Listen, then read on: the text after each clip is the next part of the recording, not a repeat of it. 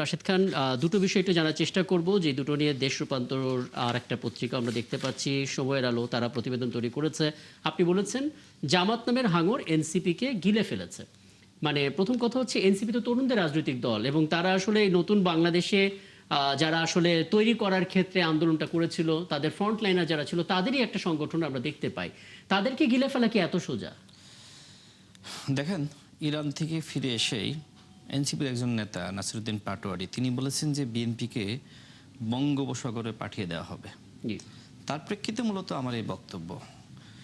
NCP এখনো পর্যন্ত বাংলাদেশে যে রাজনীতি করছে, হ্যাঁ তারা ভালো করছে, মাঝে মধ্যে খারাপ করছে, কখনো জামাতের সাথে আমাদের এনসিপির আমরা দেখেছি তাদের উত্থান পতন।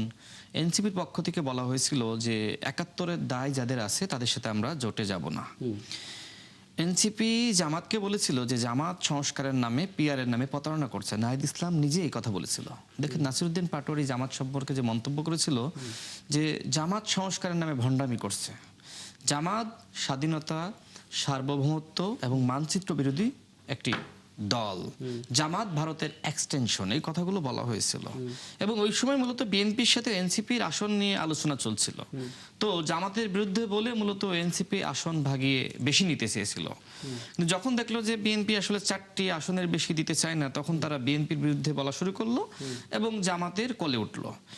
দেখবেন যে ছাত্র সংসদ নির্বাচনকে কেন্দ্র করে এনসিপি এবং জামাতের মধ্যে অনেক ডিবেট। সেই সময় জামাতের সেক্রেটারি জেনারেল নিজে বলেছিল যে বাপের থেকে বেশি বাড়তে চেও না। নানান মত পার্থক্য আমরা দেখেছি। তো যাই হোক, তারা এখন বলছে যে আমরা আসলে সংস্কারের দাবিতে আমরা ঐক্যমতে এসেছি, আমরা এটা আসলে কোনো আদর্শিক জোট নয়, কোনো সমস্যা নেই, হতেই পারে। কিন্তু কথা হলো, যে সময় আপনি বলবেন যে বিএনপিকে বঙ্গোপসাগরে নিক্ষেপ করা হবে, বঙ্গোপসাগরেও বিএনপির জায়গা হবে না, তখন তো আমাকে আমার প্রতিবাদ জানাতে হবে। সেই প্রতিবাদের অংশ হিসেবে আমি সেই অতীত সেই বক্তব্যগুলো স্মরণ করিয়ে দিয়েছি। দেখেন, হ্যাঁ শুরুতে এনসিপির একটি উত্থান হয়েছিল গত বছরের যে জুলাই পদযাত্রা, সেখানে কিন্তু আমরা দেখেছি অসংখ্য মানুষ, মায়েরাও তাদেরকে দেখতে এসেছে। এইবারে জুলাই পদযাত্রা মানে এনসিপি দাবি করছে যে আমাদের বসন্ত চলছে। আমি দেখলাম যে এইবারে জুলাই পদযাত্রায় এনসিপির গুটি বসন্ত শুরু হয়েছে, খরা নেমে এসেছে, বৃষ্টির মধ্যে এনসিপির খরা চলছে। তো এই জন্য আমার আবার দেখবেন ডাক্তার যারারা তারা কিন্তু পদত্যাগ করেছে। যারা দেশের বাইরে থেকে মানে বিদেশে ছিল জুলাই গণঅভ্যুত্থানের সময়, এনসিপির সম্ভাবনা দেখে নতুন রাজনীতি করার জন্য বাংলাদেশে চলে আসলো। ডাক্তার জাফরুল্লাহ চৌধুরী স্যারের মতন মুক্তিযুদ্ধের সময় চলে আসলো।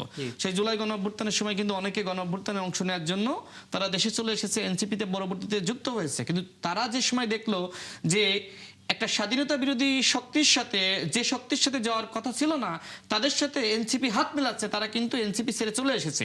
এই জন্য আমি আজকে বলেছি যে জামাত নামক, এই জন্য আজকে আমি এই কথা বলেছি, জামাত নামক হাঙর এনসিপি কে গিলে খেয়েছে। দেখেন, আরেকটা কথা আমি বলেছি, সেটি হলো আজকে যে এই যে সকাল বিকাল বিভিন্ন ভাবে গণঅভ্যুত্থানের হুমকি দেওয়া হচ্ছে, বিপ্লবের হুমকি দেওয়া হচ্ছে, বিএনপির পতনের হুমকি দেওয়া হচ্ছে, আজকের বাংলাদেশে বিএনপি ছাড়া কোন দলের সক্ষমতা আছে আওয়ামী লীগকে ট্যাকল দেওয়া? একমাত্র বিএনপি আওয়ামী লীগের বিরুদ্ধে প্রতিরোধ গড়ে তোলার কারণেই আওয়ামী লীগ কিন্তু রাজনীতিতে তারা কিন্তু কিছুই করতে পারতেছে না। এখন যদি বিএনপি এনসিপির নেতাদেরকে পাহারা না দেয়, এই আওয়ামী লীগের নেতারাই তো এনসিপিকে এই প্রশ্নটা বলে অনেকে তারা জানতে চাইবে, যদি বিএনপি আওয়ামী লীগ এভাবেই ট্যাকেল দেওয়া ক্ষমতা রাখে, তারা গেল 15 বছর ধরে কেন বিএনপি এভাবে গুম খুনের শিকার হবে? তারা তখনই ফাইট করতে। আমি যে লাইনটা বলছিলাম শেষ করি। যদি বিএনপি আওয়ামী লীগের নেতাদেরকে ট্যাকল না দেয়, তাহলে এই আওয়ামী লীগের নেতারা কিন্তু এনসিপি কে গিলে খেয়ে ফেলতে পারে। আমি এই কথা আজকেও বলেছি। দেখেন, হ্যাঁ আওয়ামী লীগ তো আসলে 16 বছর দমন পীড়ন করেছে, জামাতকে করেছে, আমাদেরকে করেছে, বিএনপি কে করেছে।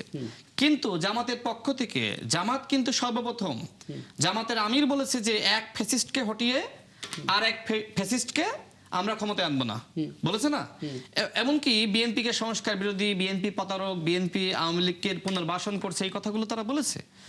আর এই কথাগুলো বলার মধ্য দিয়ে বিএনপিকে ভিলেন বানানোর একটা অপচেষ্টা তারা করেছে। এই কাজগুলো তো তারা করেছে। যে জুলাইয়ের যদি ঐক্য বিনষ্টের কথা বলেন, সেই ঐক্য বিনষ্ট সবার আগে জামাত ইসলাম করেছে।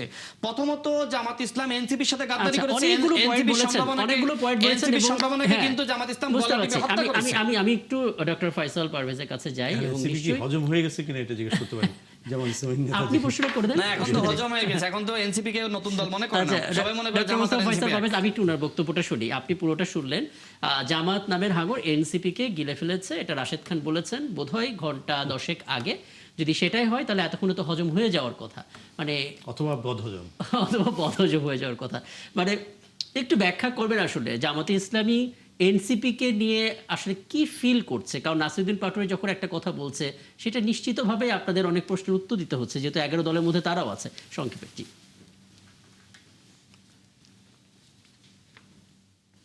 জি, ধন্যবাদ আপনাকে। আসলে নাসিরউদ্দিন পাটোয়ারির কথাকে গুরুত্ব দিয়ে অনেক কিছু বলার কোনো সুযোগ আছে বলে আমি মনে করি না।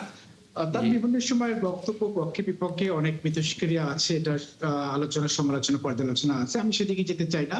আসলে জামাত ইসলাম আর এনসিপি এমন কোন রাজনৈতিক দল নয় যাকে নির্ভর করে জামাতকে চলতে হবে। সুতরাং তাকে এনসিপি জামাতের কিংবা জামাতের এমন কোনো ক্ষুধা নেই যে এনসিপি কে তাকে খেতে হবে। মূল বিষয় হলো এনসিপির প্রয়োজনেই তার জামাত ইসলামের কাছে এসেছে। এনসিপি বিএনপির কাছে গিয়েছিল নাহিদ হাসান যখন পিআরআই বিরুদ্ধে কথা বলেছে। ইট ওয়াজ ভেরি আনফরচুনেট যে পিআর ছিল একটি সংস্কার সবচেয়ে গুরুত্বপূর্ণ একটি বিষয়, বাংলাদেশকে ব্যালেন্স করা, রাজনীতি ব্যালেন্স করা। আজকে যে টু থার্ড মেজরিটির কারণে যে সমস্যাগুলো হচ্ছে, এটা যদি পিআর থাকতো তাহলে এই সমস্যাগুলো হতো না। যখন পিআর নিয়ে নাসিরউদ্দিন পাটোয়ারিরা কিংবা নাহিদ ইসলামরা যখন জামাতের বিরুদ্ধে বক্তব্য দিয়েছে, সংস্কারের বিরুদ্ধে বক্তব্য দিয়েছে, তখন তার বিএনপির সাথে বিভিন্ন আমার যতটুকু স্মৃতি পড়ে, কারণ আমি যখন নির্বাচনী মাঠে তখন ব্যস্ত ছিলাম, আমার যতটুকু মনে পড়ে তখন তারা এটা নিয়ে আলোচনা করছিল। দরজা খোলা আছে এরকম একটা শব্দ তারা বলেছিলেন, আমাদের মনে আছে। জি। তারা যখন হতাশাগ্রস্ত হয়েছে, পায়নি, তারপরে জামাতের কাছে এসেছে। জামাত ইসলামকে এনসিপির দরকার নাই, বরং আমি মনে করি যে জুলাইয়ের মধ্যে যে বাংলাদেশ এসেছে, এই বাংলাদেশকে যদি আমরা সামনে দিকে এগিয়ে নিতে চাই, যেহেতু তারা জুলাই বিপ্লবে তাদের একটা ভূমিকা ছিল, এই যুবকদের ভূমিকা ছিল, তাদেরকেও সাথে নিয়ে পথ চলাটা গুরুত্বপূর্ণ। আমি মনে করি তার ধারাবাহিকতায় তারা সহযোদ্ধা হিসেবে আছে। এখানে ছোট মাছ বড় মাছ, হাঙ্গর কিংবা চুনোপুটি এগুলো কোনো বিষয় নাই। আমি মনে করি আগামী দিনে বাংলাদেশকে যদি আমরা চালাতে চাই, সবাইকে মিলে চলতে হবে। সেই জায়গা থেকে আমি মনে করি জামাত এবং এনসিপি যারা একসাথে কাজ করছে, আরো ছোট ছোট দল একসাথে কাজ করছে এবং বিরোধী দল হিসেবে তারা গুরুত্বপূর্ণ ভূমিকা রাখছে, এটি বাংলাদেশের জন্য অবশ্যই ইতিবাচক হবে এবং মঙ্গলজনক হবে। খুবই চমৎকার বক্তব্য। এবং ডক্টর মোস্তফা ফয়সাল পারভেজ, সময় থাকলে আমরা আলাপটা দীর্ঘ করতাম, আপাতত এটা নিয়ে কারণ আন্তর্জাতিক ইস্যু রয়েছে। অনেক ধন্যবাদ। মানে এই প্রশ্নে রাশেদের কাছে একটা প্রশ্ন, বিএনপি কি গণপরিষদকে খেয়ে ফেলছে কিনা? আচ্ছা, আমি 1 মিনিটে বলি। আপনি 1 মিনিটে পারবেন না, আমি জানি। 1 মিনিটে পারবো। আচ্ছা, শোনেন, বিএনপি সবসময় সংবিধানের সংস্কার, সংশোধন এগুলো চেয়েছে। এখন যেহেতু একটি গণঅভ্যুত্থানের মধ্য দিয়ে জাতীয় ঐক্যমত কমিশনে সংবিধান সংস্কার নিয়ে আলোচনা হয়ে গেছে, বিএনপি যদি নতুন করে একই আলোচনা করতে যায়, তাহলে রাষ্ট্র পুনর্গঠনের জন্য বিএনপির যে পরিকল্পনা, সেটা কিন্তু বাস্তবায়িত হবে না। আপনি দেখছেন না যে এখন কিন্তু সংবিধান নিয়ে, জুলাই জাতীয় সনদ নিয়ে, গণভোট নিয়ে সংসদে প্রতিনিয়ত ডিবেট হচ্ছে। দেখেন, বাজেট অধিবেশনে সেখানেও কিন্তু এই জুলাই জাতীয় সনদ, নানান প্রসঙ্গ নিয়ে আলোচনা হয়েছে। তার মানে কি, বিএনপি এখন জামাতের পিছনে, জামাত যে দাবি করবে সেই দাবির সাথে বিএনপি তাল মিলিয়ে বিএনপি সময়টা নষ্ট করবে না। বিএনপি যদি সময়টা নষ্ট করে, জনগণের জন্য বিএনপি কিছুই করতে পারবে না। জামাত এবং এনসিপির পরিকল্পনা হলো বিএনপি যাতে কিছু না করতে পারে, সেই জন্য একের পর এক মীমাংসিত ইস্যু নিয়ে তারা ডিবেট করছে। এখনই আলাপে যাবো না, তাহলে অবশ্যই মোস্তফা ফয়সাল পারভেজের একটা বক্তব্য আমাকে নিতে হবে, কিন্তু এখন খুব চমৎকার জায়গায় এসে শেষ হলো। অনেক ধন্যবাদ। নিশ্চয়ই সামনে আবার কথা হবে ডক্টর পারভেজ।